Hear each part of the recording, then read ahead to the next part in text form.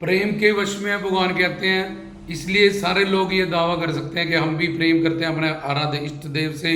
गुरु से, भगवान से, लेकिन भगवान हमारे बस में हुआ नहीं, गुरु अवतार हमारे बस में हुए नहीं और हमारे काम तो बने नहीं। ये प्रेम एक शक्ति है जो हमें एक साधना के बाद प्राप्त होती है, जिसमें सबसे पहले श्रद्धा, मतलब के भगवान के प्रति, भगवान को पाने की, कृपा पाने के प्रति, उनका दर्शन पाने के प्रति भूख और विश्वास, ये श्रद्धा के दो मतलब होते हैं। उसके बाद पूर्ण सतगुरु से मिलन, उसके बाद उनसे ज्ञान प्राप्ति, उनका सत्संग, और उसके बाद वो जो हमें साधना बताएं, वो जिन कारणों से नष्ट हो रही है, अनर्थ कर रही है हमारा, उस अनर्थ निवृत्तियों को अपनी ज़िंदगी, अपनी गलतियों को सुधारना, जो अपनी ज़िंदगी से निकालना, क्योंकि वो बार बार हमारी साधना भक्ति, जो भाव भक्ति और प्रेमा भक्ति में जाके भगवान प्रेम के वश में है, भगवान या सतगुरु या अवतार, वो सारी चीज़ें हम वहाँ तक हमारी साधना पहुँची नहीं। हमने मोह को ही प्रेम का नाम दे दिया, लेकिन मोह में और प्रेम में हम फर्क नहीं समझते। संसार में हम व्यवहार करते हैं,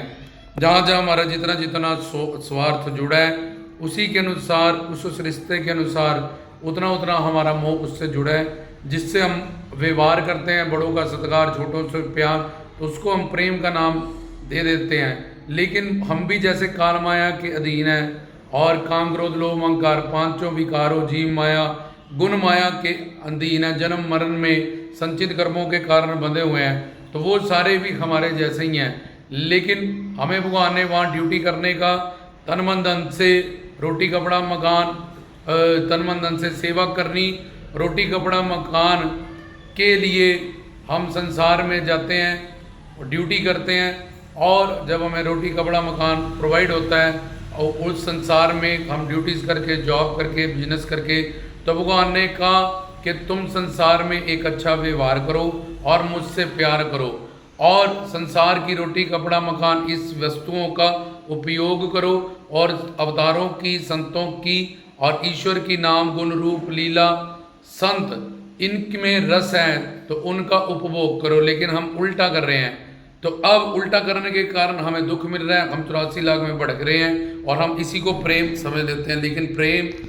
एक शक्ति का नाम है जो पूर्ण सतगुरु हमें दान करते हैं। ये शक्ति अवतारों के पास, पूर्ण गुरुओं के पास और ईश्वर के पास है, लेकिन अवतारों और ईश्वर से सीधा नहीं मिला जाता। दोनों का रूप है गुरु जो हमारे सामने है, उनकी तन मन धन की सेवा से अंतःकरण को शुद्ध करके, काम क्रोध लोभ मोह अहंकार से रहित होके हम इस प्रेम शक्ति को पा सकते हैं, जिसके लिए श्रद्धा, सतगुरु, सत्संग और उसके बाद अनर्थ निवृत्तियाँ। जब अनर्थ निवृत्तियाँ निकल जाएंगी तो हमारी रुचि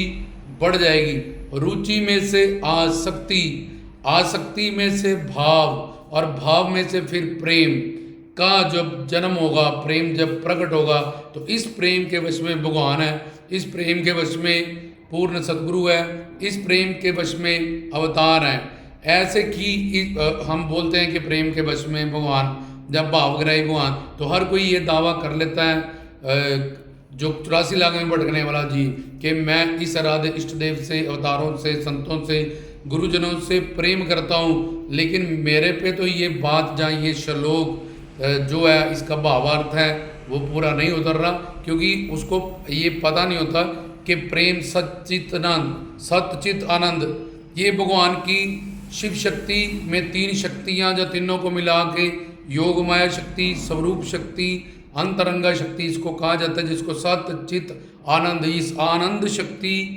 का साथ, इस आनंद लादनी शक्ति भी कहते हैं इसको, और इसको प्रेम शक्ति कहते हैं। भगवान सदानंद है, भगवान चिदानंद है, उसी आनंद को प्रेम कहा जाता है, जो सुप्रीम पावर है पूरी कायनात की, पूरी सृष्टि की। इसलिए वो प्रेम शक्ति अवतारों के पास, संतों के पास, ईश्वर के पास है, जो हमें गुरु के माध्यम से वो दान करता है। इसलिए उसके लिए हमें साधना जो करनी पड़ेगी,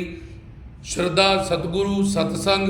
अनर्थ निवृत्ति, उसके बाद निष्ठा, उसके बाद रुचि, उसके बाद आसक्ति, आसक्ति भाव, भाव से प्रेम। इस प्रेम के वश में फिर भगवान रहेंगे, पूर्ण सतगुरु अवतार रहेंगे, तब हमारा ये जो श्लोक है, ये जो बात है हमारे जीवन में सत्य हो जाएगी। तो भावग्राही भगवान, प्रेम वश भगवान, जो भी हम चाहेंगे जगदानंद, प्रेमानंद, ब्रह्मानंद, आत्मानंद, वो सर्व सुख धर्म अर्थ काम मोक्ष सारे पुरुषार्थ हमारे और स्वार्थ और परमार्थ ईश्वर पूरे करेगा। जय श्री सद्गुरु जोगी पीर धाम।